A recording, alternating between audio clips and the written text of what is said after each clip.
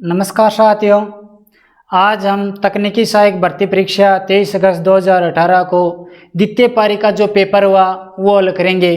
यानी अजमेर विद्युत वितरण निगम लिमिटेड, जयपुर विद्युत वितरण निगम लिमिटेड, जोधपुर विद्युत वितरण निगम लिमिटेड के द्वारा जो 23 अगस्त 2018 को द्वितीय पारी में तकनीकी सहायक भर्ती परीक्षा का जो पेपर लिया था वो हल करेंगे। तो इस पेपर का पहला प्रश्न है, किरचॉफ के वोल्टेज नियम के अनुसार नेटवर्क के किसी भी बंद लूप में IR गिरावट और EMF का बीजगणितीय योग सदैव होगा। यानी क्या कह रहा है कि किरचॉफ का वोल्टेज नियम, यानी किरचॉफ का द्वितीय नियम के बारे में पूछ रहे हैं।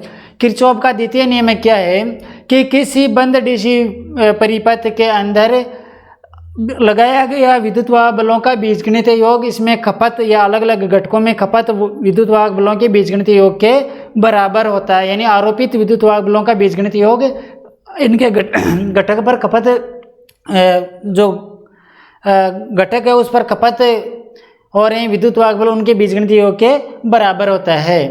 तो दूसरे इस प्रकार भी कह सकते हैं कि किसी बंद लूप में विद्युत वाहक बलों का बीजगणितीय योग शून्य होता है। तो राइट आंसर क्या हो जाएगा? शून्य होता है। यानी अब यही पूछा है जो नियम है वोल्टेज नियम, तो इसमें राइट आंसर क्या हो जाएगा? शून्य होगा। तो ए ऑप्शन इसका सही होगा। तो राइट आंसर हो गया ए, शून्य। अगला क्वेश्चन है, वोल्टेज के लिए धारा की परिवर्तन दर के अनुपातिक होता है। वोल्टेज के लिए धारा की परिवर्तन दर के अनुपातिक होता है। यानी इनमें से किस धारा परिवर्तन की दर के अनुपातिक होता है वोल्टेज? किसमें? तो देखो, प्रतिरोध में, संधारित्र में, प्रेरित्र में, ट्रांजिस्टर में, बी और सी दोनों में। तो राइट आंसर क्या हो जाएगा? प्रेरित्र में। प्रेरित्र में जो विद्युत वाहक बल है वो फ्लक्स परिवर्तन की दर के समानुपाती होता है। तो राइट आंसर क्या हो गया? सी, प्रेरित्र। अगला क्वेश्चन है, यदि 10 वोल्ट बैटरी 3 ओम, 5 ओम, 10 ओम और 5 ओम के समांतर प्रतिरोध के साथ जुड़ी है तो 5 ओम प्रतिरोध का वोल्टेज क्या होगा? किस प्रकार से पूछा है कि कोई 10 वोल्ट की बैटरी है और 3 ओम, 5 ओम, 10 ओम, 5 और 5 ओम यानी 4 प्रतिरोधक लगे हुए हैं समांतर क्रम में। यानी कोई मान लो इस प्रकार से एक पथ बता रखा है जिसके अंदर 4 प्रतिरोधक लगे हुए हैं। इस प्रकार से मान लो एक ये पथ है, यानी एक ये परिपथ है, आपूर्ति वोल्ट 10 वोल्ट है, प्रतिरोधकों का मान है 3 ओम, 5 ओम, 10 ओम और 5 ओम। इस प्रकार से प्रतिरोध लगे हुए हैं समांतर क्रम में। पूछा है कि इस 5 ओम प्रतिरोधक के अक्रॉस वोल्टेज क्या होगा, यानी यहाँ वोल्टता क्या होगी?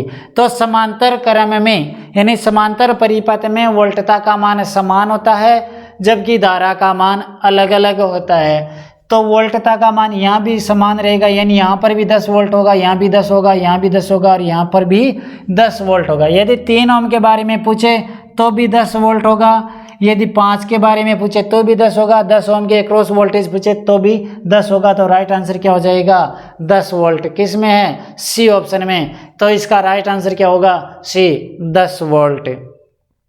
अगला क्वेश्चन है, श्रेणी संयोजन के लिए तुल्यांकी प्रतिरोध, यानी एक श्रेणी संयोजन में कुल प्रतिरोध क्या होगा? अब श्रेणी संयोजन के अंदर कुल प्रतिरोध क्या होता है? सभी प्रतिरोधकों का योग होता है या जो उच्चतम मान प्रतिरोध है उससे भी उच्च होता है। यानी श्रेणी संयोजन के अंदर कुल प्रतिरोध उच्चतम मान प्रतिरोध से उच्च होता है। और समांतर के बारे में पूछे तो जो निम्नतम मान प्रतिरोध है उससे भी निम्न होगा। तो इसमें श्रेणी के बारे में पूछा है तो राइट आंसर क्या हो जाएगा? देखो ऑप्शन देखो, सबसे अधिक मान प्रतिरोध से कम नहीं, सबसे अधिक मान प्रतिरोध से अधिक होगा। दूसरा है सबसे अधिक मान प्रतिरोध से अधिक, सही है। अगला है सबसे कम मान प्रतिरोध से कम नहीं, सबसे अधिक मान प्रतिरोध से बराबर होगा नहीं, सबसे कम मान प्रतिरोध के बराबर होगा। तो राइट आंसर क्या हो जाएगा? यानी बी ऑप्शन सही होगा इसका, सबसे अधिक मान प्रतिरोध से भी अधिक होगा। तो इसका राइट आंसर हो गया बी। अगला क्वेश्चन है लेड एसिड सेल की धारिता किस पर निर्भर नहीं करती है। यानी उपरोक्त जो नीचे जो दे रखे हैं बिंदु, इनमें से किस कारक पर बैटरी की धारिता यानी सेल की धारिता निर्भर नहीं करती है। अब ऑप्शन देखो, इलेक्ट्रोलाइट के विशिष्ट गुरुत्व पर करती है, डिस्चार्ज की दर पर, इस पर भी बैटरी की धारिता निर्भर करती है, यानी उस दर पर इसको डिस्चार्ज करते हैं तो जल्दी खराब होती है बैटरी। अगला है तापमान पर, इस पर भी प्रभावित रहती है।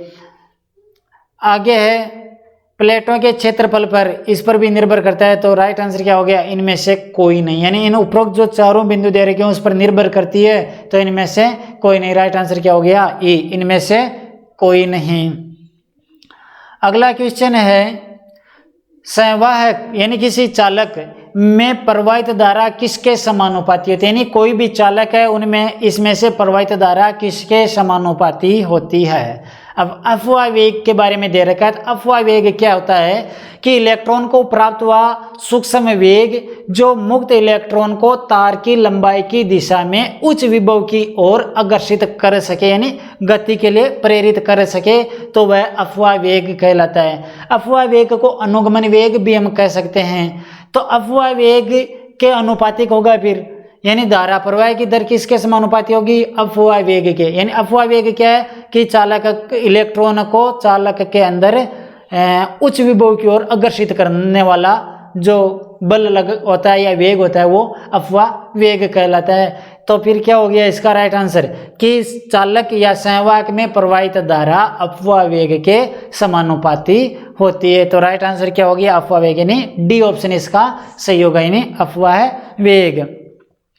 अगला क्वेश्चन है संवाहक यानी चालक की लंबाई और अनुप्रस्थ काट का क्षेत्रफल, यानी लंबाई और अनुप्रस्थ काट का क्षेत्रफल क्रमशः होने पर संवाहक की विद्युत प्रतिरोधकता इसके प्रतिरोध के बराबर होगी। यानी विशिष्ट प्रतिरोध कह सकते हैं या विद्युत प्रतिरोधकता कह सकते हैं। तो यानी विद्युत प्रतिरोधकता को हम विशिष्ट प्रतिरोध भी कह सकते हैं। तो यानी यह पूछा है कि कोई भी चालक है उसका जो विशिष्ट प्रतिरोध है उसके बराबर, यानी विशिष्ट प्रतिरोध के बराबर किसी धातु या चालक के टुकड़े का प्रतिरोध कब होगा। तो कब होगा, 1 मीटर लंबा और 1 वर्ग मीटर कट्टा क्षेत्रफल वाले टुकड़े का जो प्रतिरोध होगा वो विशिष्ट प्रतिरोध के बराबर होगा, यानी वह उसका विशिष्ट प्रतिरोध कहलाता है। तो चालक की लंबाई क्या होनी चाहिए, 1 मीटर। चालक का कट्टा क्षेत्रफल या अनुप्रस्थ काट क्षेत्रफल क्या होना चाहिए, 1 वर्ग मीटर। यदि 1 मीटर लंबा और 1 वर्ग मीटर कट्टा क्षेत्रफल है उसका, तो उसका जो प्रतिरोध होगा वो उसके विशिष्ट प्रतिरोध के बराबर होगा। तो राइट आंसर क्या हो जाएगा किसमें, बी ऑप्शन में, 1 मीटर और 1 वर्ग मीटर, यानी ऊपर क्रमशः दे रखा है ना, लंबाई और कटाक्ष क्षेत्रफल क्रमशः, तो 1 मीटर लंबाई और 1 वर्ग मीटर कटाक्ष क्षेत्रफल, तो किसमें, बी ऑप्शन में। तो राइट आंसर हो गया इसका बी। अगला क्वेश्चन है जर्मेनियम की विद्युत प्रतिरोधकता, यानी विशिष्ट प्रतिरोधकता। हम कह सकते हैं कि जर्मेनियम की विशिष्ट प्रतिरोधकता क्या होती है। देखो जर्मेनियम की क्या होती है विशिष्ट प्रतिरोधकता, 0.46 ओम मीटर होती है, यानी 0.46 ओम मीटर जर्मेनियम की पूछी है। जर्मेनियम की होती है 0.46 ओम मीटर। यदि सिलिकॉन की पूछ ले तो सिलिकॉन की होती है 2300 ओम मीटर, यानी इसकी होती है 0.46 ओम मीटर जर्मेनियम की। सिलिकॉन की पूछे तो 0.2300 यानी 2300 ओम मीटर।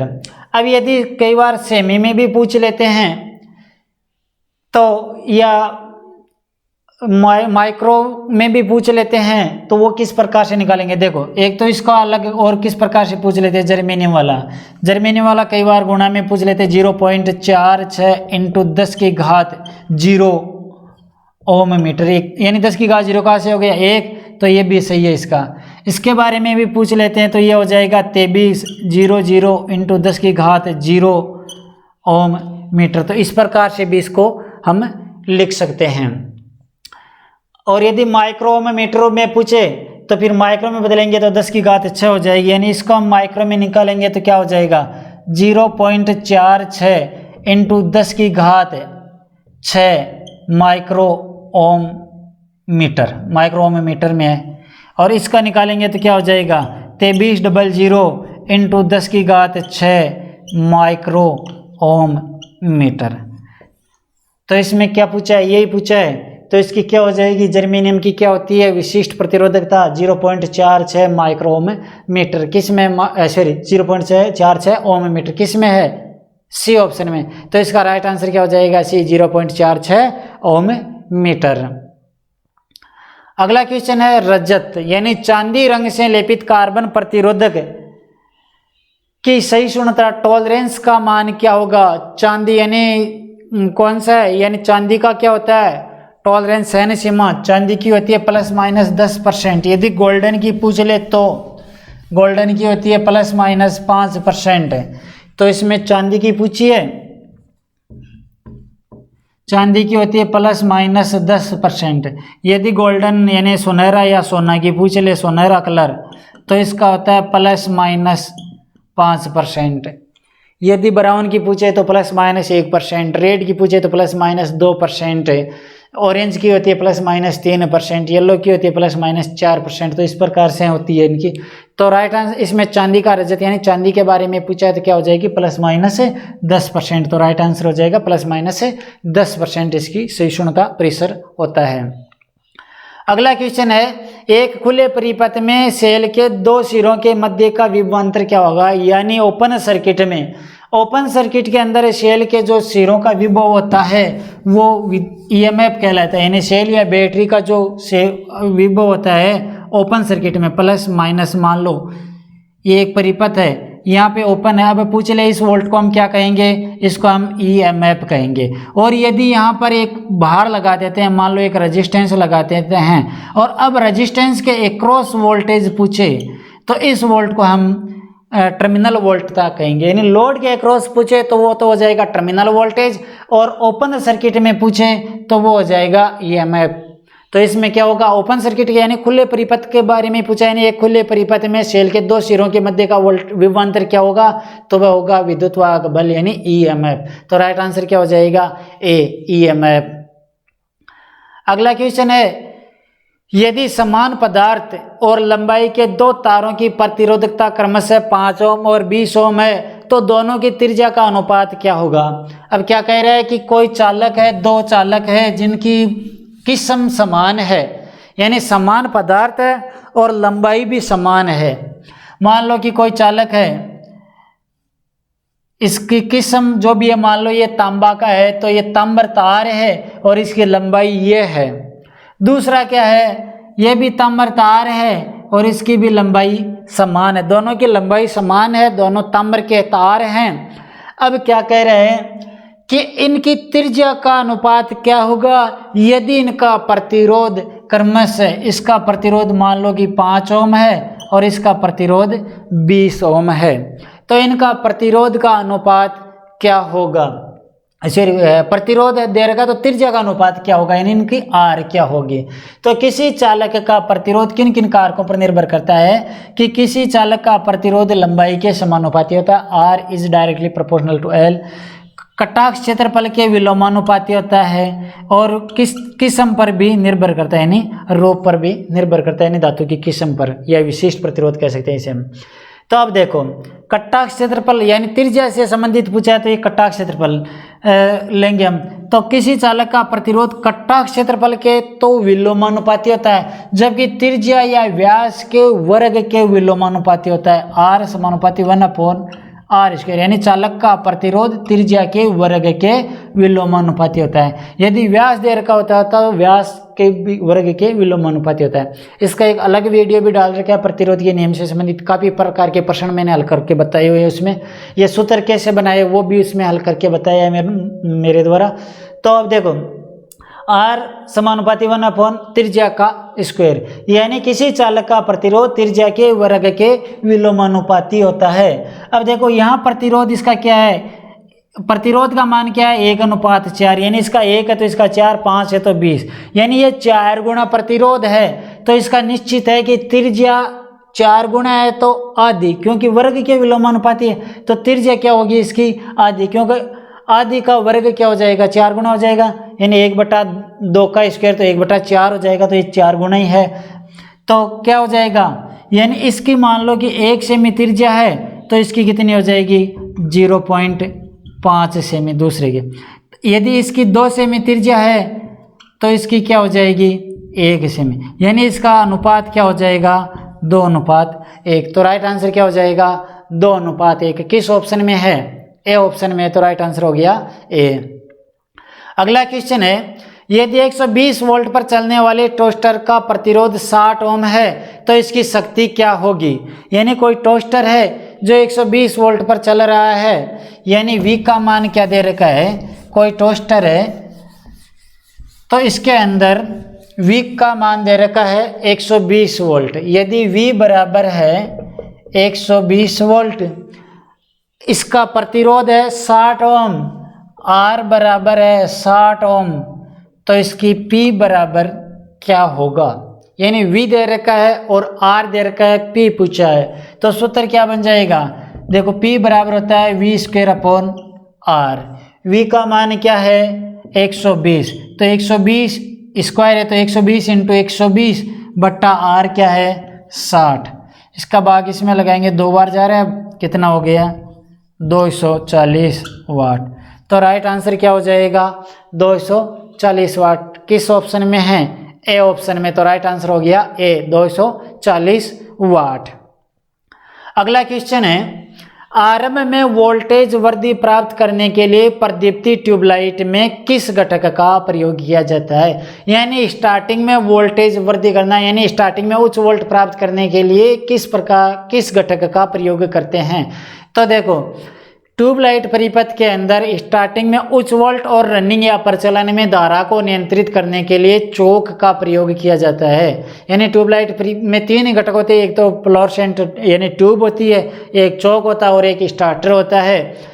तो इसमें क्या हो जाएगा, यानी वोल्टेज को कंट्रोल करना है, यानी स्टार्टिंग में वृद्धि करता है और रनिंग में डाउन करता है, यानी लगभग रनिंग में बाद में प्रचलन में 110 वोल्ट देता है, स्टार्टिंग में लगभग 1000 वोल्ट तक की वृद्धि कर देता है, यानी 240 या 50 वोल्ट को वृद्धि करके 1000 वोल्ट में परिवर्तित कर देता है। तो स्टार्टिंग में उच्च वोल्टेज और प्रचलन में धारा को कंट्रोल करने के लिए चोक का प्रयोग किया जाता है। तो राइट आंसर क्या हो जाएगा इसमें चोक, यानी बी ऑप्शन इसका सही होगा।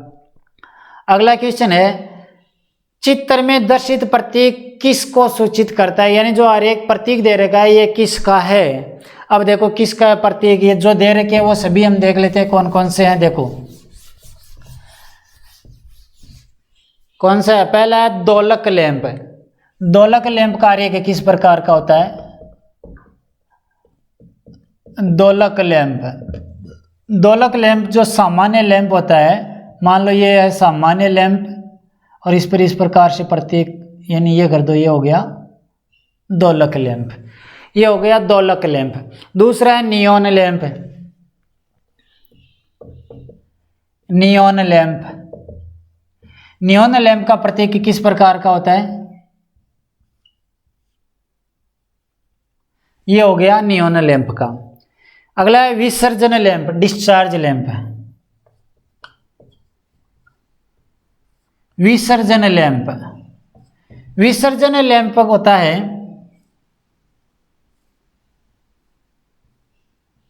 इस प्रकार से, ये हो गया विसर्जन लैंप का। अगला है फ्लैश लैंप।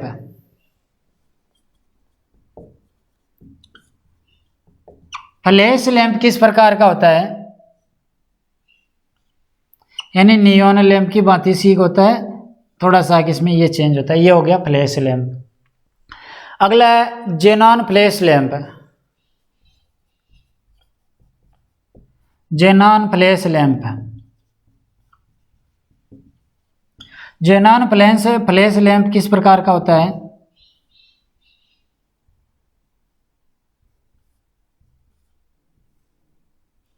ये होता है जेनॉन फ्लैश लैंप का। अब देखो इसमें कौन सा दे रखा है, यानी जो आरेख दे रखा है वो ये है, तो कौन सा हो गया ये नियॉन लैंप। तो इसका राइट आंसर क्या हो जाएगा, नियॉन लैंप या दीप जो भी है, तो नियॉन दीप का होगा। तो राइट आंसर हो जाएगा बी, नियॉन दीप या लैंप। अगला क्वेश्चन है, भारत में 230 वोल्ट के घरेलू एसी मुख्य आपूर्ति की मानक आवृत्ति है। यानी जो भारत के अंदर जो 230 वोल्ट मुख्य एसी आवृत्ति है, जो आपूर्ति है, इसकी आवृत्ति क्या है, यानी फ्रीक्वेंसी पूछी है। तो हमारे भारत के अंदर फ्रीक्वेंसी जो सप्लाई है उसकी आवृत्ति होती है 50 हर्ट्ज। तो 50 हर्ट्ज या चक्कर प्रति सेकंड यानी साइकिल प्रति सेकंड भी कहते हैं। तो इसका राइट आंसर हो गया बी, 50 हर्ट्ज। अगला क्वेश्चन है, दिए गए परिपथ का शक्ति गुणक का मान है। यानी जो आरेख दे रखा है इसका शक्ति गुणांक पूछा है कि इसका शक्ति गुणांक क्या होगा, किस प्रकार से निकालेंगे शक्ति गुणांक। देखो आरेख क्या दे रखा है, एक परिपथ बना रखा है, इसमें एक तो है लैंप और एक है इंडक्टर। यानी कौन सा है ये, श्रेणी आर एल परिपथ। यानी आर और एल श्रेणी क्रम में लगे हुए हैं, तो ये हो गया श्रेणी आर एल परिपथ। आर का मान दे रखा है 3 ओम और एक्सएल का मान दे रखा है, इसका प्रतिरोध यानी दे रखा है 4 ओम। एक्सएल का मान दे रखा है यानी इंडक्टिव रिएक्टेंस का मान दे रखा है 4 ओम और रेजिस्टेंस का मान दे रखा है 3 ओम। अब पूछा क्या है, शक्ति गुणांक क्या होगा। शक्ति गुणांक cos पाई बराबर क्या होगा। तो देखो शक्ति गुणांक बराबर क्या होता है, cos पाई बराबर होता है R/Z। अब इसका जो कुल प्रतिरोध है, इम्पीडेंस यानी प्रतिबाधा, उसका मान ज्ञात करना होगा। तो इसका मान कैसे निकालेंगे। तो देखो सूत्र क्या है, श्रेणी आर एल परिपथ में जेड का स्क्वायर बराबर होता है आर का स्क्वायर प्लस एक्स एल का स्क्वायर। आर का मान क्या है यहाँ पर 3, तो 3 का स्क्वायर प्लस एक्स एल का मान क्या है 4, तो 4 का स्क्वायर कितना हो गया 9 प्लस 16। तो ये हो गया जेड का स्क्वायर बराबर 9 प्लस 16, यानी जेड स्क्वायर बराबर कितना हो गया 16 9 25। तो जेड बराबर क्या हो जाएगा √25 या जेड बराबर क्या हो जाएगा 5 ओम, यानी 25 का वर्गमूल निकालेंगे तो 5 आएगा। तो इसका मान यानी इम्पीडेंस का मान क्या हो जाएगा 5 ओम, यानी जेड का मान क्या है 5। अब शक्ति गुणांक ज्ञात कर सकते हैं, cos फाई बराबर R/Z। आर का मान क्या है 3, जेड का मान क्या है 5, कितना हो गया 0.6। तो शक्ति गुणांक का मान क्या हो जाएगा 0.6। किस ऑप्शन में है, बी ऑप्शन में। तो राइट आंसर क्या हो जाएगा बी 0.6। तो शक्ति गुणांक हो गया 0.6। अगला क्वेश्चन है, 0 वाट के नाम से उपलब्ध लैंप की शक्ति होती है।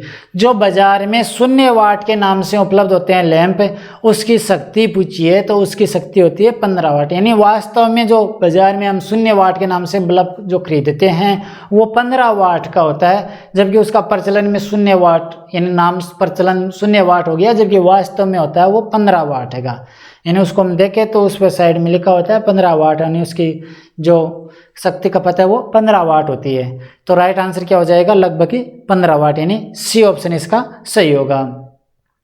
अगला क्वेश्चन है, एक शुद्ध अर्धचालक में अशुद्धताएं संकलित की जाने की प्रक्रिया को क्या कहते हैं। यानी एक शुद्ध अर्धचालक है, यानी जो अर्धचालक है जैसे जर्मेनियम या सिलिकॉन, इसमें अशुद्धताएं यानी चालक की अशुद्धि मिलाने की प्रक्रिया को क्या कहते हैं। इसे हम डोपिंग कहते हैं, यानी उसको डोपन यानी उसके अंदर मिलाना।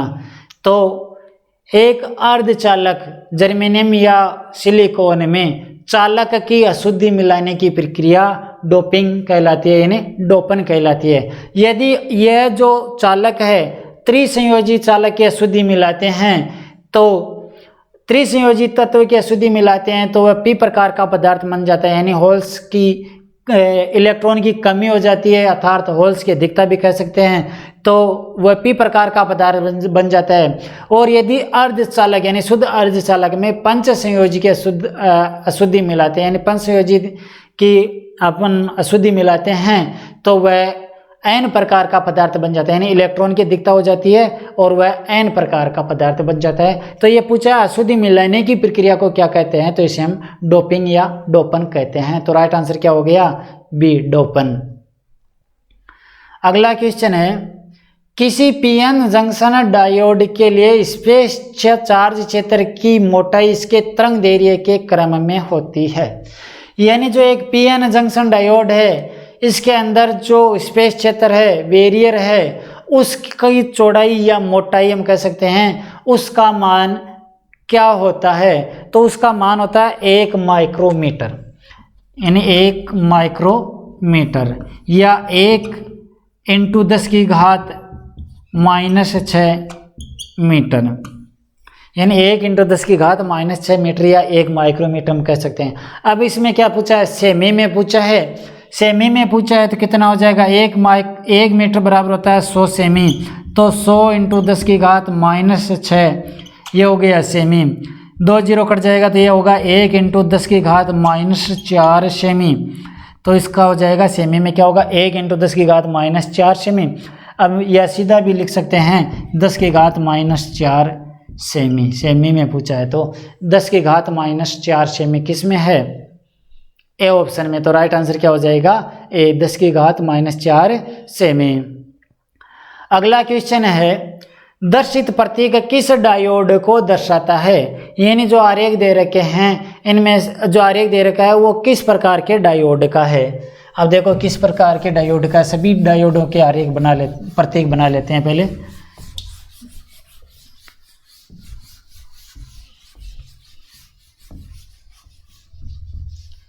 देखो पहला क्या दे रखा है? Varactor diode.